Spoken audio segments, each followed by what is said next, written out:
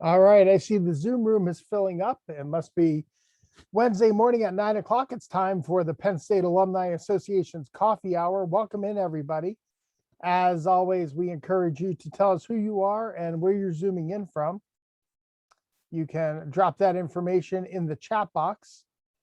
We have a great show lined up. We're talking with the Executive Director of Brandthumb and former NFLer, John Gilmore. He'll be with us today to talk about his Penn State story and some of the great work that he's doing today.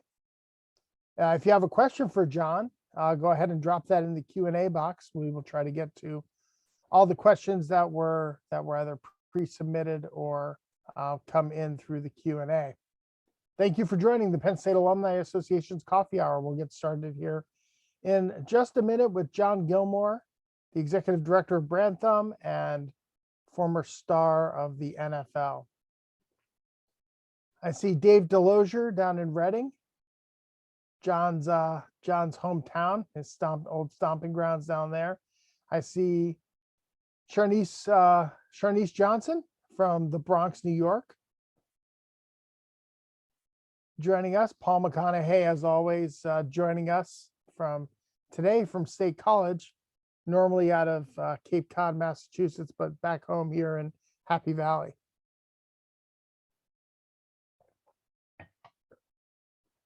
We'll be getting started in just a minute. Welcome everybody to Coffee Hour. I see Dave Dapko from the class of '89 down in Fort Lauderdale, and Heather Wise from Penn State Berks. I believe John was a commencement speaker a number of years ago at Penn State Berks. So many connections for John Gilmore at Penn State and both in Pennsylvania and particularly in the Reading area. We're going to get to some of that, talk about the impact that he has had on his hometown there. We'll be getting started in just a minute, letting the Zoom room fill up today. Also, we're live on Facebook. Thank you for joining us on Facebook Live.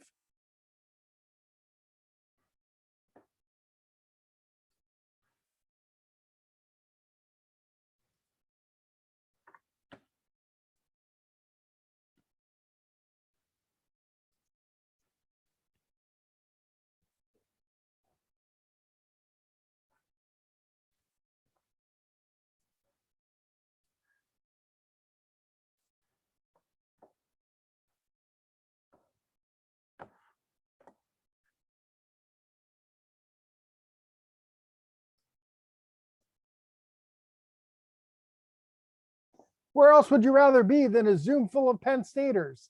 I'm Paul Clifford, CEO of the Penn State Alumni Association, and welcome to the Alumni Association's Coffee Hour.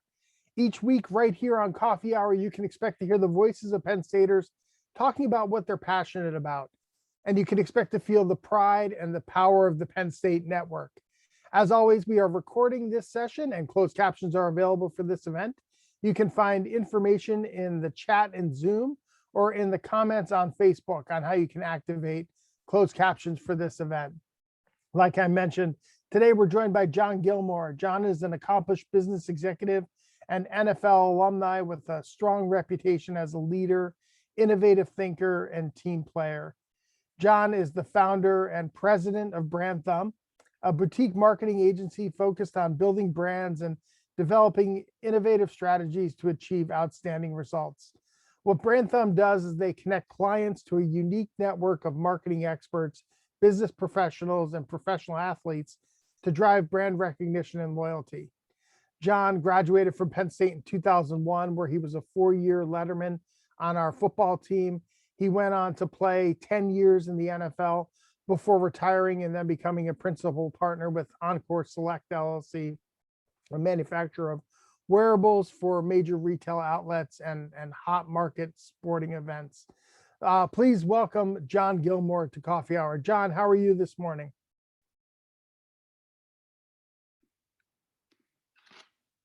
I'm great, Paul. How you doing, man? Thanks for the intro. Great intro. I'm doing great. I love the green. Happy St. Patrick's Day to you. No, I appreciate this. This worked out well. I got the the branded corporate polo on, and it just happened to be St. Patty's Day, so it worked out well in my favor. Happy St. Patty's Day to you.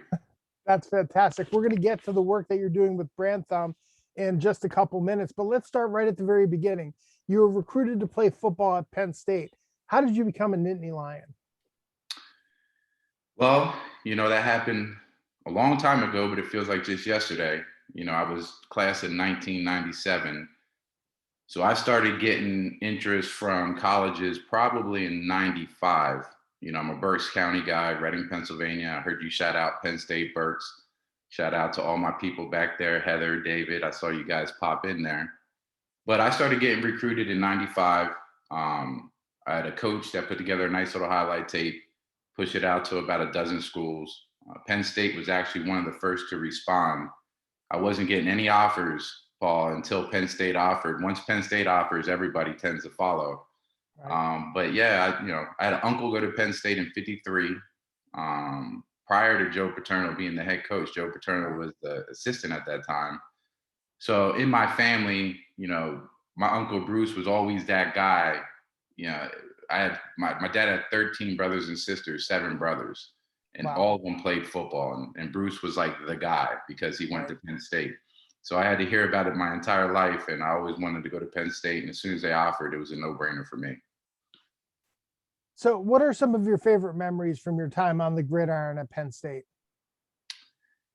I got so many memories from Penn State. When I ask people what point in time would you go back to if you had a time machine, and my time in Happy Valley would probably be it. And it really is based on the relationships that I made at Penn State. Not so much on the gridiron, those relationships with my teammates, that camaraderie built off the field. For me, reflecting back, if I had, one memory that stands out to me would probably be, I guess it would have been '98. We played in the Outback Bowl. Technically, probably '99 if you want to go by the year, but that season, that '98 season, we played in the Outback Bowl, and that was the year that just going on that bowl trip, the core group of guys that I really became close with at Penn State, that connection was made on that bowl trip. Guys like LeVar Arrington, Tony Stewart, Omar Easy, those are my guys. And, that relationship is still what it is today, man. It's a brotherhood. And that happened on that trip. And there's a lot of great memories from that Outback Bowl.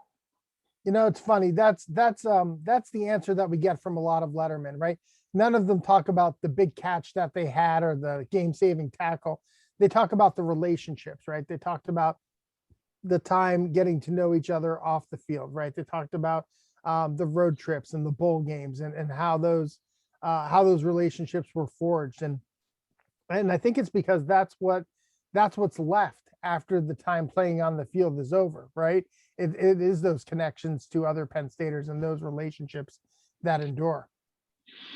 No, absolutely. I mean, not just at the college level, even at the professional level, there's a certain chemistry, and I mentioned brotherhood that's formed, because you talk about a tremendous amount of time spent with individuals. When you're a student athlete, there is no other time. It's football and classwork. And people, I think people tend to forget outside of the season, the regular season, we're still spending just as much time together, eating, living, training. You spend more time with your teammates than you do with your own family. So yeah, that relationship is a strong one. Yeah, there's no such thing as time off in the off season, right? It's just you're not playing games. There's no time off. There's That's no time exactly off. right. It's a full-time gig. So whenever we have lettermen on the program, we ask them to share their favorite Joe Paterno story. I'm sure you have a number, but what's your favorite Joe Pa story? Man, there's a ton of Joe Pa stories. I think for me, it's more the life lessons that he taught just through, his actions. The other day I was in a meeting and somebody was pushing it close, to being there on time. I'm typically early. Some people would disagree with that, but I'm typically early, at least 10 minutes. And I talked about being in the team meeting room, and just hearing a pin drop leading up to 3:00, right? 10 minutes to 3. If you weren't in your seat, you were late, right? And those type of things still play a role in my life. being punctual. If I let the beard get too out of control, I start to knock it down, because I hear Joe in my ear, because it's probably not the most professional thing to be that scraggly out there in the corporate world. But if I had to reflect back on the story, I remember one day Joe just getting real fired up. It was actually off-season training, and we were in Haluba Hall, and Right. our indoor facility. And I don't know if you remember Floyd Wedderburn. He was an offensive tackle for Penn State. Still to this day, one of the biggest human beings I've ever played with. And he was getting fired up at Floyd because Floyd wasn't doing the drill the way he wanted him to do the drill. Floyd was kind of walking through it. They were tossing 20-pound medicine balls. Right. And Joe got into it. He said, "That's not how you do it, Floyd." And he threw it to me. And Floyd punched that ball and hit Joe right in the chest, Paul. And all you heard was, "That's better." And, I was like, man, he's about to kill this man today. But that one, to me, when I saw, when you talk about Joe Pa's stories, him getting fired up at Floyd and Floyd letting him have it, that one sticks out in my mind. That's a great story. That's not one we've heard before, but you're right. Floyd is one of the biggest men you'll ever encounter, and had a great career here at Penn State as well. So, well, let me do a reset. This is the Penn State Alumni Association's Coffee Hour. I'm Paul Clifford. We're joined by John Gilmore. He's the founder and president of Brandthumb, former NFL star. John, you graduated from Penn State. You were drafted in the 6th round of the NFL by the New Orleans Saints. You played for 9 years with the Bears, the Steelers, the Buccaneers. Talk about your time in the NFL. What were some of the biggest differences from playing in college to making that transition to the NFL? Well, I think just, a change in mindset, that this now is a business, right? There's a lot of money being made. People are looking at us. We're an asset to the business, as football players.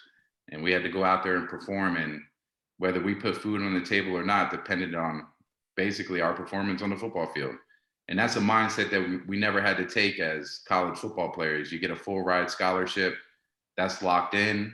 Not to say that you take it lightly after that, but every day that I showed up in the NFL, I felt like my job was on the line, right? And when I say job, I literally mean job.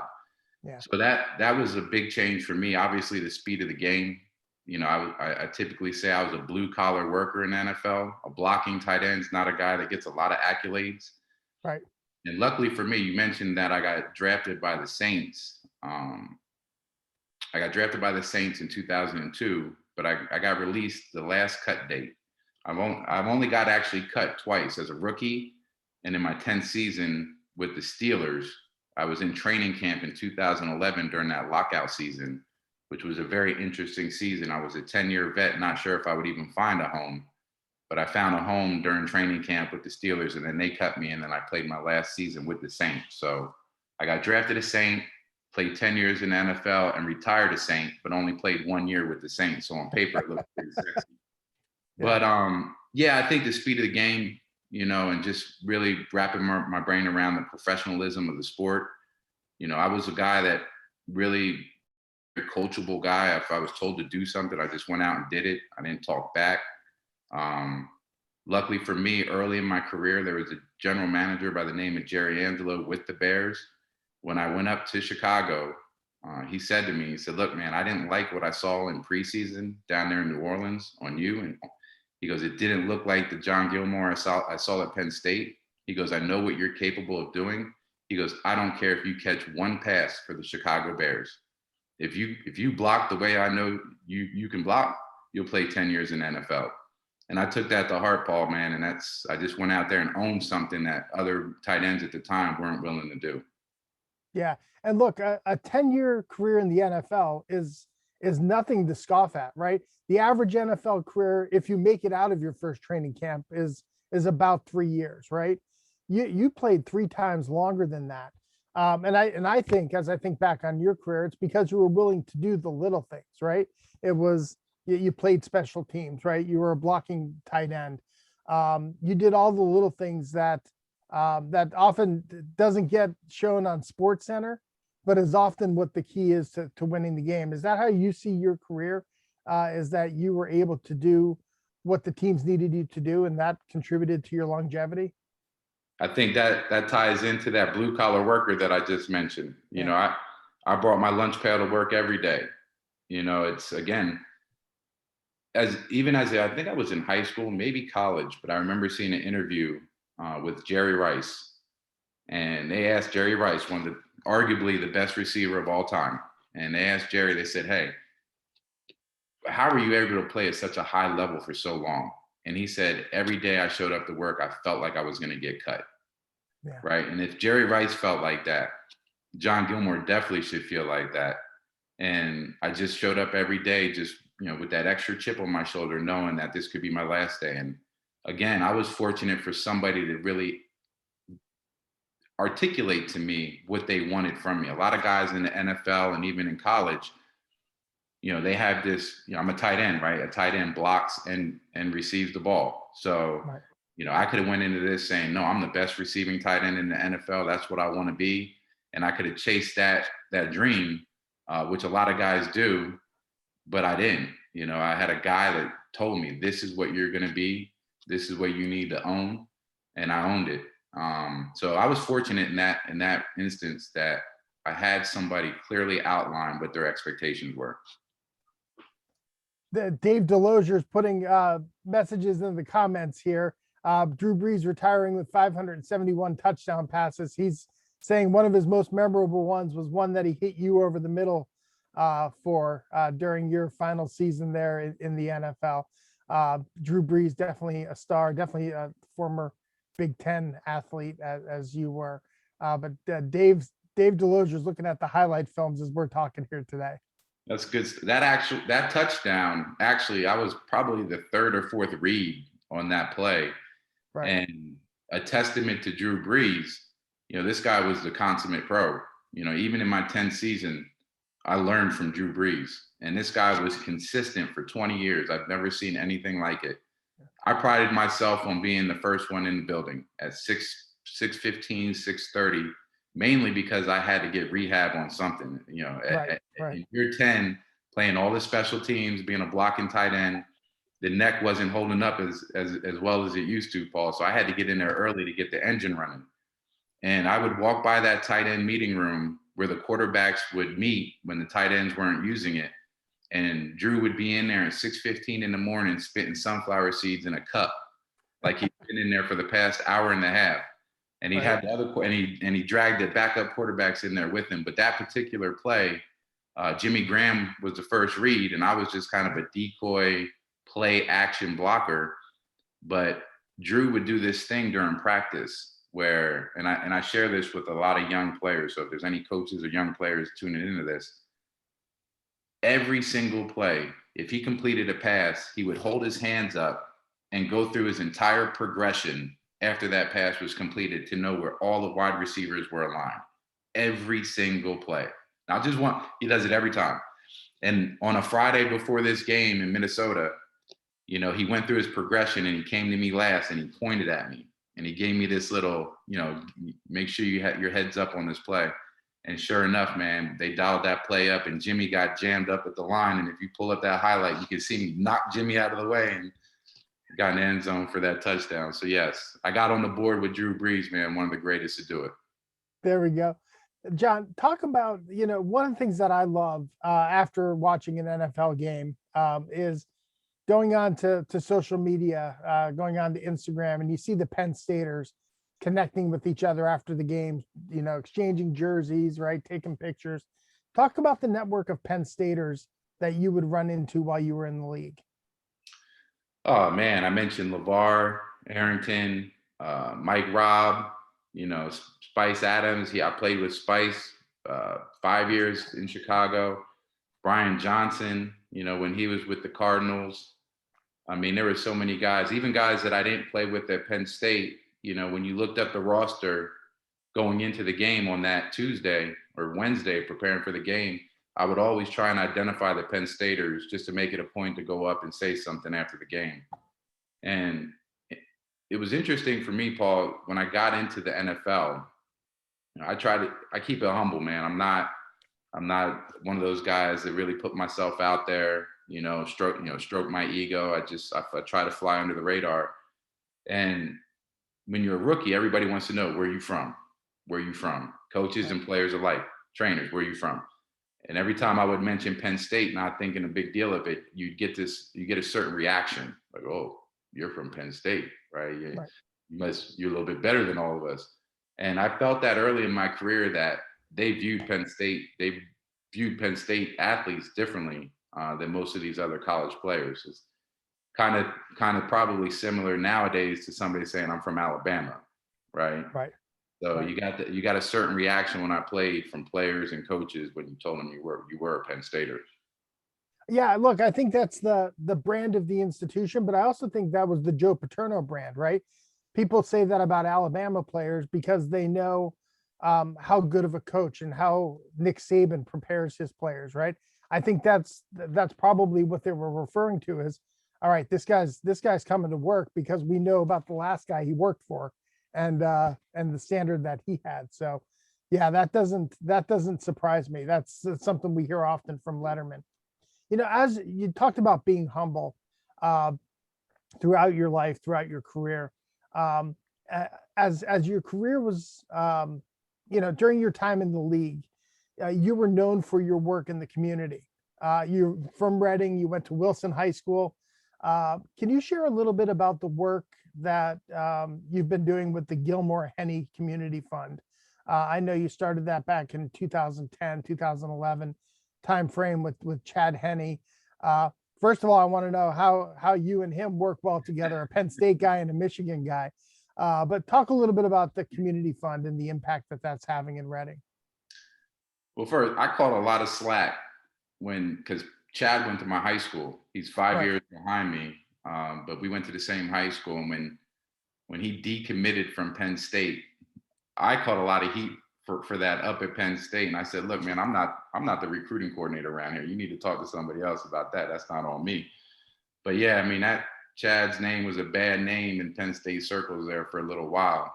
Right. But yeah, obviously the connection for us goes back to high school. He's a little younger than I am. And in 2008, I remember signing with the Tampa Bay Buccaneers. The biggest contract that I signed in my career was down here in Tampa Bay. And at the time I had a son. That time he was 2008. He had to be 2 years old, right? Young kid. I was a new father. And 6 years in my seventh year in the NFL. And I was in a place in life where I was like, man, I need to start giving back. How can I give back? And I just started trying to rack my brain on how I wanted to give back. And my dad, he suffers from muscular dystrophy, and I was kind of leaning that direction of trying to help causes to support people with muscular dystrophy. But I remember sitting on my couch and turning on the TV one evening, and Tom Brokaw, NBC Nightly News, they were doing a story on Reading, Pennsylvania. This was in 2008. And at that time, we were the #1 poverty-stricken city in the country per capita, over 90,000 people. And I just remember sitting there with my wife thinking to myself, man, this is my hometown, right? This is not the hometown that I know it to be. A strong blue collar, good people, and to see that really hurt. And I know, the way my father taught me, he would want me to give back to my community versus trying to help him, right? That's the way I looked at it. So I didn't know how I wanted to help Reading, Pennsylvania, but going back in the summer, like I typically do, I just drove around the city and I saw the shape that the parks were in. Specifically, chapter 47, I believe it is when a city goes bankrupt. And the first thing to go is recreation, in the budget, right? They can't fund it. So just seeing some of the things that I saw in these parks that I grew up in, parks that had an influence on me, I figured that was a good place to settle in and help serve, especially with my background. Going back to Penn State, I graduated with a degree in Parks and Recreation Management because I grew up going to the Boys and Girls Club of America, and I always wanted to either manage or launch a facility similar to that. So the whole Parks and Recs really, hit close to home for me. And I reached out to Chad, Actually, I didn't even reach out to Chad. I remember being at Wilson, talking to our trainer at Wilson in the training room, just visiting. We call him Doc Moyer. His name's Doc. I'm sitting in his training room, catching up with Doc, talking about everything that's great in life. I said, Doc, here's what I'm thinking about doing, right? And I shared my thought with him, and he goes, and I go, I want to reach out to Chad. We're both from Wilson. We're both in the NFL. I think that us working together would be a powerful thing. And he goes, well, Chad's out there walking around the track with his wife right now. Maybe you should go out there and ask him. And I kid you not, Paul. I said, are you serious? And I looked out the window, and there Chad was walking around, and I walked out there and bounced it off of him. And fast forward, 10, 11 years later, we renovated 9 parks to date. Currently, our fund is housed at the Berks County Community Foundation, a public community foundation. And we issue grants on an annual basis to help dilapidated parks and any type of park programming in the Berks County area. Well, shout out to Penn Stater Kevin Murphy, who's also down there with the Berks Foundation, doing some great work down there. Great Penn State family as well. So as your career was wrapping up, I'm sure you started to look ahead. When was it that you knew that you wanted to kind of start your own branding firm and get into the work that you're doing now? Well, that's the perfect segue. By giving back. When we launched the Gilmore Community Fund, any mistake that you can possibly make with branding, I made. Going back and looking at the way we positioned ourselves, the way we were communicating, even fundraising. When I was going out and fundraising, I was promoting somebody else's brand and not the brand that we established. So luckily for me, I had another Penn Stater, reach out to me, owns an advertising agency in Reading called Tom Sheehan Worldwide. And Tom took me under his wing, pro bono, everything in kind. And he helped us develop the Gilmore Community Fund brand and all the marketing collateral that we use moving forward. Excuse me. And going through that exercise, Paul, I knew that was it for me, man. Like, I wanted to be a communicator. I wanted to come up with creative ideas to help position companies. And just going through that exercise of branding the Gilmore Community Fund, I knew that when I was done playing football that I had to be in this advertising space somehow. And when I retired, I took a year off, trying to find opportunities, to go work for somebody. I can tell you there's some real challenges for NFL players, especially ones with longer careers, to get into the workforce. Right. Just because there's that lag time, of 10 years, being out of corporate America. Try going back and finding a job in corporate America. So I decided to start, basically acquire my own business. I wanted to establish some type of foundation in the branding space. I didn't have the expertise, at least on paper. Right. So I acquired a majority stake in Encore Select, an existing company in Tampa, 12-year-old company. They had retail programs with Target, Walmart, Sam's Club, and they had a little niche in hot market apparel in the sports space. So I thought, with my experience, obviously, as a professional athlete, and then my motivation and passion for marketing and branding, I thought it was a good fit for me to start. And for me, it was a launch pad, right? Branded products, polos, T-shirts, hats, full retail programs for major retailers. I thought was a great start for me to get some experience in the branding space. John, I think it's so interesting that how you've positioned your company, right? Where you talk about you're doing branding work with other brands and helping them realize their purpose, right? But a lot of times their purpose is founded in helping others, right? And giving back. Talk about some of the projects that you've worked on that you're particularly proud of with Brandthumb. Well, early, we worked with major brands like Movado. I'm just throwing out some familiar ones for people. Coty, which is one of the biggest beauty conglomerates in the world. Calvin Klein, Nautica, Katy Perry, Beyonce, all those, L'Oreal, all those brands. That was an internal marketing campaign that we worked on. Currently, we're working with a fintech company in the marketing space. Just wrapped up another startup brand in the technology space. A lot of technology stuff happening right now. Food and beverage, consumables, we tend to target. We're working on an over-the-counter pain relief drug right now.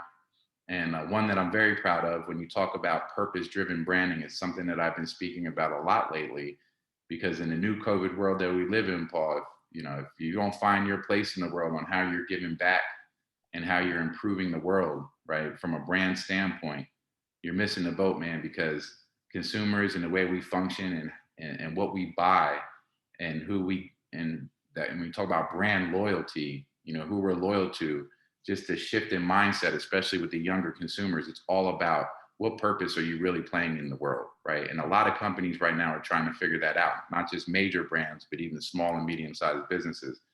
So through COVID, I met a business called Chocolate Inspirations in Roselle, Illinois, close to downtown Chicago. I spent 6 years out there with the Bears. A former teammate of mine, Desmond Clark, posted about this chocolate company. And when I saw his post, I said to myself, man, their branding is off. But at the time, we're talking April of last year, I wasn't really hunting for business because my pipeline dried up, Paul. Nobody was doing anything in April. Everything got put on hold. So we have another communication platform. When you talk about purpose-driven branding, Brandthumb, our corporate social responsibility, we're big believers in gender equality.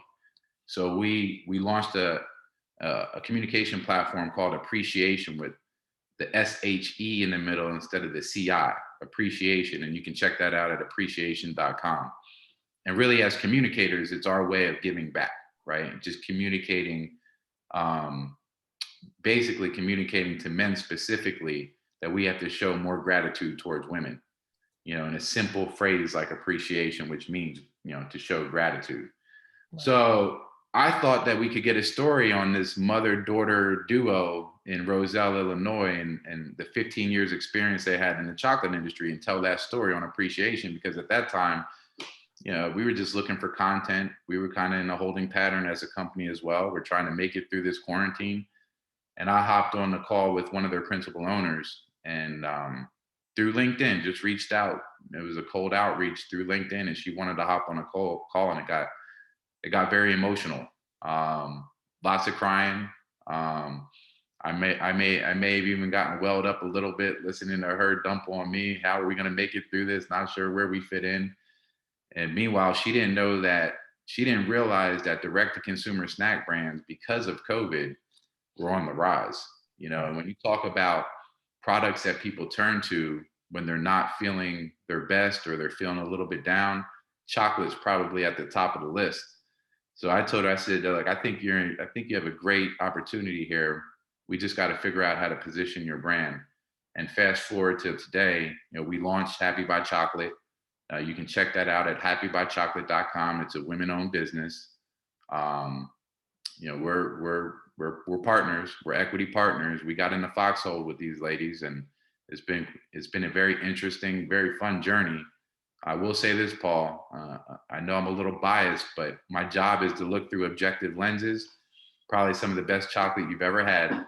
They're very good at what they do. The mom studied with some pretty famous chocolatiers, and basically the purpose of Happy by Chocolate is to share a little bit more joy with the world, and to celebrate those happy moments over a piece of chocolate with family, friends, colleagues, and everybody can use a little bit more happiness with what's going on around us. And it's really good stuff, man. So I'm really excited about that project. Right now, we're in a fundraising stage. We are taking orders with major retailers. We just got in a little farmers co-op in Maryland. Got in a couple stores down here in Tampa, small gourmet grocer type of stores. And we've had some interest from some major brands. We're just trying to really get things tightened up a little bit more on the business planning side. So that's a project that we've been working on through COVID, man, that I'm very excited about. That's great. If you're interested in appreciation or Happy by Chocolate, check out the links that we have just dropped into the chat box. You can take a look at those websites and learn more about those great projects. John, I love the title that you gave yourself with Happy by Chocolate. It's the Chief Happy Marketer. Tell us a little bit about that. Who wouldn't want to have their sole responsibility to just spread happiness? That's it. Who wouldn't want that job, right? Right. It's a job that I love, and I embrace. So, and again, that's branding. Chief happy marketer. That's all about branding, and that's really just staying true to the foundational elements of the brand of sharing happiness. I'm the chief happy marketer. So, and basically, I oversee the marketing aspects of the company. We're still a young state in our young stage, even though Chocolate Inspirations, the majority stakeholder in Happy by Chocolate, is a 15-year-old company. Right. They're very good at what they do. They have a commercial kitchen in Roselle. But yes, I stay in my lane, Paul. I'm not a chocolatier. I don't know much about chocolate other than breaking down flavor profiles, man. I'm a self-proclaimed foodie from my time spent in Chicago. But yeah, man, I stay in my lane in the marketing and branding lane. Absolutely. Well, John, as if you're not busy enough with the great work that you're doing with Brandthumb and Happy by Chocolate, you're still involved with football. You're the co-host of the Tampa Bay Buccaneers pre and post game show on WXTB 98 Rock, the official home of the Tampa Bay Buccaneers. Let's start with, what was it like? First of all, I think I did that wrong. It's the Super Bowl champion Tampa Bay Buccaneers. So what was it like to have your team play in the Super Bowl, win the Super Bowl, and do it right there in your backyard? Paul, it was a very interesting season, to say the least, obviously, with it being the COVID season. And I wasn't sure if I was going to come back and take that gig this year. It was, the past 2 years have been a struggle, reporting on the Bucs, trying to find something positive to talk about, in the post games and even in the pre games. So I wasn't sure. And then we picked up Tom Brady in free agency. I said, maybe I might want to give it one more try. Right. So it was a lot of fun this season. We started out a little slow. The thing about the Tampa Bay Buccaneers this past year is, you talk about the perfect season. They just kept building throughout the year. You kept hearing Tom Brady say, we still haven't played our best football. And to their credit, they played their best game of the season in the Super Bowl, hands down, no questions asked. And obviously analyzing the team, I've watched a ton of tape on the Buccaneers the past 3 years. I know that team inside and out. And the way they stepped up in the Super Bowl, if they can keep building on that, I wouldn't be shocked if they find their way back there next year. But, a Super Bowl in your home city in a COVID year, I was going back and forth with the COO of the team, Brian Ford. I was throughout the season, him and I keep in contact. And I just said, of all years, man, we got a shot, and it's freaking COVID, right? And right. I didn't enjoy the Super Bowl festivities like I typically would have because of the whole social distancing. With the influx of people here in Tampa, I try to distance myself to a lot of the stuff that was going on. A lot of the player networking events were canceled. So all those auxiliary events that happened surrounding the Super Bowl, a lot of that was canceled this year. So it really came down to a game. And even the Kansas City Chiefs, I believe, didn't spend any time in the Super Bowl city until, a day or two before the game. They treated it like an away game. Right. So really, it was a very unique year for the Super Bowl in general, but it was a great thing for Tampa Bay. They're starting, this city right now, there's a lot of great things happening in Tampa Bay. A lot of people are moving to Florida, and you can see it happening here in Tampa. They're calling us Title Town, obviously, with, we got the Stanley Cup, we got the Super Bowl. We came up just short, with the Rays this past year. So, it's a championship city, man, and it's a great town. And it's a really good place to live right now. Yeah, it must have been an absolutely, I want to say fun, but just an interesting ride, right? I mean, COVID-19 has had a way of kind of zapping some of the fun out of what it should be, winning a Super Bowl and celebrating that, that climbing the mountain, especially after a couple of tough years down there in Tampa. I also know, look, I know Tom Brady and Rob Gronkowski get a lot of the credit. But Chris Godwin was just every time they needed a big catch, it always seemed to land in Chris's hands. And What a great Penn Stater, building a great career in the NFL down there. No, absolutely. I'm impartial to my Penn State brothers, and I'm always shouting out Chris. He's a very special player. He does the things that a lot of wide receivers don't do. He does a lot of dirty work in the run game. Right. Versatile player. We just re-signed him, which is great for the Bucks. So, you know, yeah, who else? Donovan Smith. He's a guy, their left tackle. He turned it up throughout the season. He's been playing his best football as of late. So we got two good Penn Staters on the team. I love following those guys. I pay special close attention to the Penn Staters, and they get shameless plugs on the show. All the guys on the show always want to razz me about that, but you know how we wear our pride on our sleeve. And yeah, it was exciting to see both those guys get that Super Bowl championship, man. Probably a little too exciting for me, Paul. I still haven't heard the post-game show, and I don't know if I want to hear it, man, because I did a little too much during that game celebrating these guys. That's great. The Penn State way. You know how we do it. Absolutely. This is the Penn State Alumni Association's Coffee Hour. I'm Paul Clifford. I'm joined this morning by John Gilmore. He's the founder and president of Brandthumb and former NFL player, 10-year career in the NFL. John, we like to have some fun here at the end of our coffee hour. What we call the lightning round. So I'm going to throw a couple quick hitter Penn State questions at you and see what your thoughts are. Let's start with your favorite Penn State memory. My favorite Penn State memory. I know, for me, it may go back to the beginning, man. Just believe it or not, my favorite Penn State memory may have come prior to even being a Penn Stater. Going up there, and I can distinctly remember taking my official visit with my dad, my two coaches, walking that campus, really just taking it all in for the first time. That's a memory that stands out for me. Even though I wasn't officially a Penn Stater, but I mean, there's so many great memories. Everybody has memories about Happy Valley. I guess the places you eat. I remember Right. DP dough. I used to love DP dough in the afternoon, and La Bamba burritos as big as your head at 2:00 in the morning. I mean, it depends on what time of day we're talking, Paul. So a lot of great memories. I loved hanging out. The hub was always a focal point for a lot of us, meeting up at the hub during the day prior to going to practice. Just walking that campus and all the history that goes into it, man. Just even when I go back now and just see all the changes that has happened since I've been there, it's always a different experience going back to Happy Valley, man, and I love it. How about your favorite class at Penn State?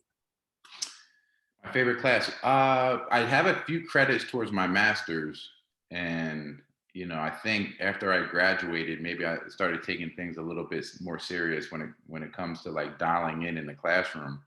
But I took a sports psychology class, and there was a lot of things that I learned in that sports psychology class that probably played a role in my professional career, right? Yeah. The psyche part of the game that a lot of players just don't think of.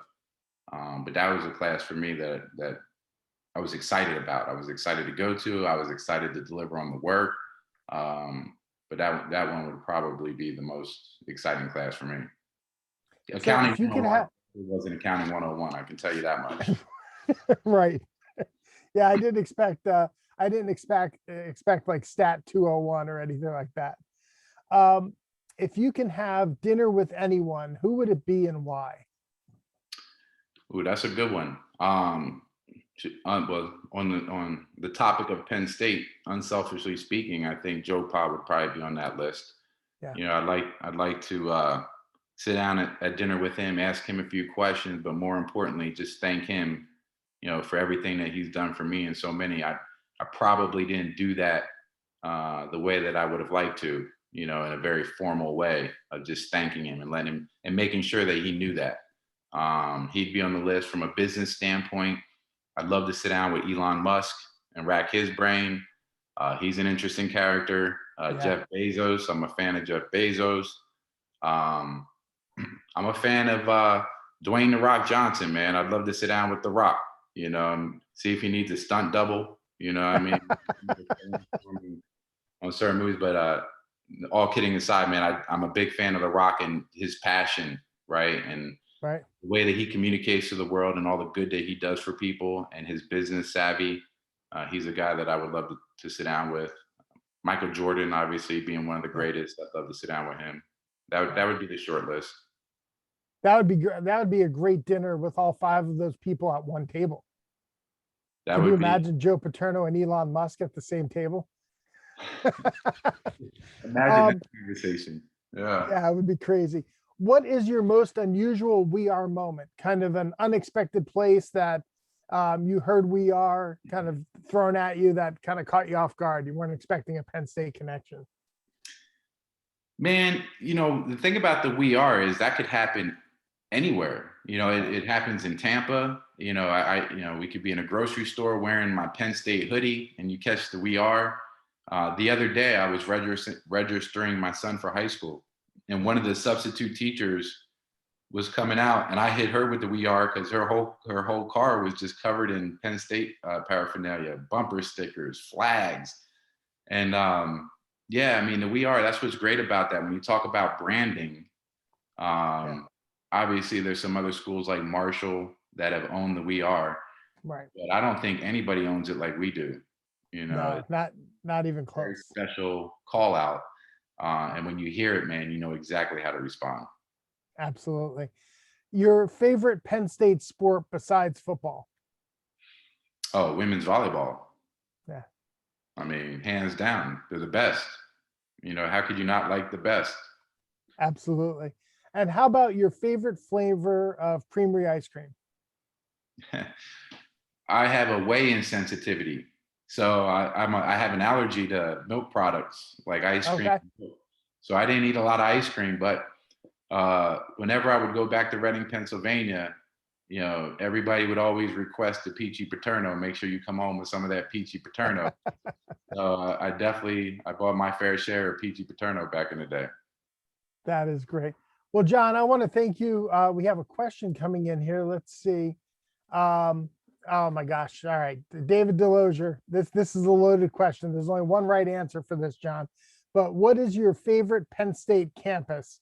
And when are we going to see you in Reading again? Oh, come on, Dave. You already know the answer to that. I'm looking forward to getting back there. Penn State Berks just got a new chancellor, and I'm looking forward to getting back there and having lunch. They always treat me so good when I go to Penn State Berks. They always cater the lunch. We always have a little private meal, and we get in there. It's always a great mind share. We're always sitting there talking about ideas and things that they're working on and things that I may be able to help them with. David, he's a big reason that university is doing a lot of great things that they're doing. And I don't know, David, I'm looking at June. I'm shooting for June to get back on these. I'm even hesitant still to hop on a plane, but I'm looking at June to get up there, man. No promises. Yeah, there's no doubt that you have an affinity to the Berks campus because they're having an impact on the community that you grew up in and the community that you love, and one that you're having an impact on as well. So there's no surprise that the Penn State Berks has a special place in your heart. John, I want to thank you for being on Coffee Hour. Thank you for allowing us to share your story with other Penn Staters. It's been great to talk to you and catch up again. Look, man, I appreciate you having me. Let me tell my story. I think this is great what you're doing, man, keeping up. And I'm looking forward to tuning in and seeing what else is going on in the Penn State network. Absolutely. And I want to thank everyone else who's tuned in, joining us here on Zoom, or if you're watching on Facebook Live, thank you for joining us. If you're a member of the Penn State Alumni Association, thank you for your support. If you're not, what are you waiting for? Go to our website at alumni.psu.edu, and you too can become a member of the largest and most powerful network of alumni in the world. Thanks for joining us today. Thanks for all you do for the university, for the glory, and for the future. We are Penn State. Thanks, Paul.